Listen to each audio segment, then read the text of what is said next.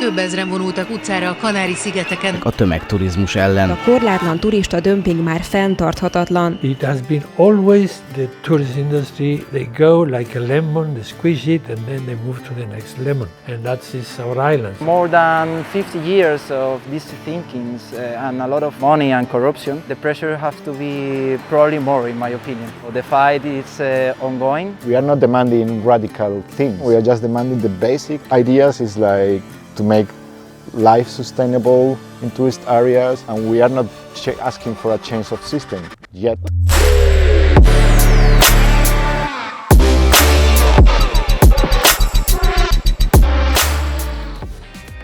Soha nem volt annyira könnyű és olcsó utazni, mint napjainkban. A koronavírus járvány után minden korábbinál magasabb számokat produkál az európai turizmus. Az iparág gazdasági súlya is igen jelentős. Az EU GDP-jének 10%-a innen származik. Ezzel együtt viszont egyre többen vetik fel, hogy a növekvő turistáradatnak milyen káros gazdasági és környezeti hatásai vannak.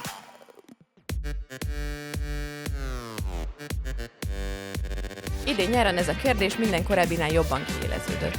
Sorozatunkban 3 népszerű európai úticélt látogattunk meg, ahol a helyiek már besokaltak az iparág vég nélküli növekedésétől. A második részben a Kanári-szigetekre látogattunk.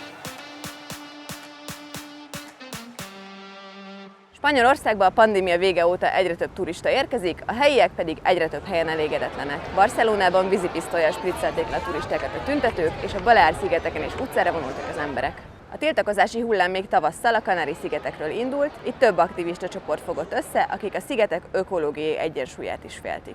This is one of the last spots in this area, in the southwest, where it's well preserved nature here and the landscape. Now they are destroying it for creating 400 villas and touristic hotels, spa. A tavaszi tiltakozások részben a Cuna del Alma nevű luxuskomplexum építése ellen zajlottak, ami a sziget déli partjának egyik utolsó érintetlen területét tenné tönkre. It's a whale sanctuary. The sea there is full of dolphins, whales. Also, sometimes we can see turtles in this bay. So it's a very important place for nature. A Kanári-szigetek ökológiai egyensúlya sokkal sérülékenyebb, mint a szárazföldi területeké. All the Canary Islands have risen from the bottom of the sea. They were never connected to the mainland. And that is what makes them peculiar from the ecological point of view. We have a sort of reduced set of species building the ecosystems. And that makes the ecosystem more fragile than the continental ones. So actions that you can do in the continent and there is resilience and they can cope with that action in the islands may be critical. A kevesebb mint 1 millió lakosú Tenerifére tavaly 5,6 millió látogató érkezett. We are losing our resilience for the future. Evident how we have occupied very large portions of the land, and not only the land, especially on the coasts, there are no more virgin coasts. Eso por un lado, es la propia incidencia de los turistas. Los turistas generan, por ejemplo, más consumo de agua que un residente, y los turistas generan 3 veces más residuos que un residente, y todo eso tiene un impacto medioambiental enorme. There is also affecting the use of resources, because here we have limited access to clean water. We have more than 2,500 kilometers of mines for taking water out of the interior of the island. Where does this water go? First to cultivations, banana, tomato, whatever we had. Now it goes to tourism. And agriculture cannot pay the money that pays tourism for the waters. A szigetre már az 1800-as években is érkeztek utazók. Az óriás hoteleket a 60-as években kezdték el építeni, Tenerife déli partján már a komplett turistavárosok vannak. Era un turismo que estaba concentrado solamente en las áreas turísticas, ¿no?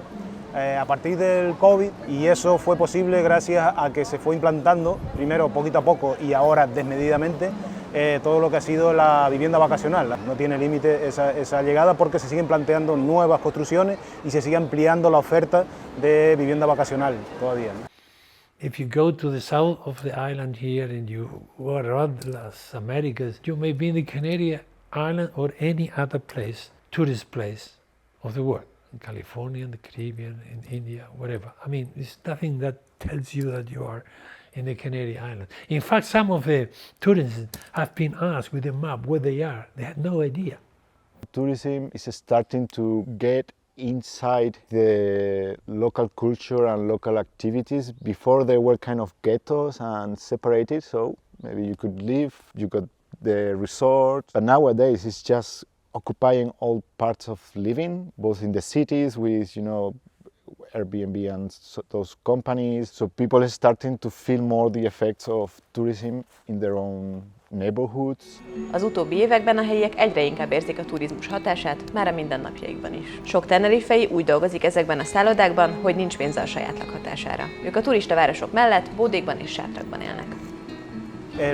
Durante un tiempo el turismo fue beneficioso para el archipiélago porque había un equilibrio entre agricultura, industria, turismo, y el turismo pues fue sacando de la agricultura pobre a muchas personas que pudieron encontrar empleo en el turismo. Pero a partir del año 2000 se rompe ese equilibrio y todas las políticas van en el sentido de la turistificación, en el sentido de que el producto turístico acrecentarlo y que vengan cada vez más. Entra en crisis la agricultura y la industria y ahora solamente dependemos del sector turístico. There is like a mantra, a saying here in Canary Islands that we are living from the tourism data.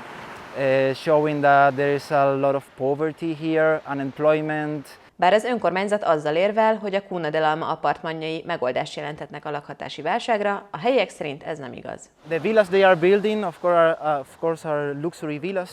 The cheapest, I think, it's 500,000 euros. Means that it's not gonna solve the housing problem around. We need to rethink the touristic system. Also, to hear the claims of the people.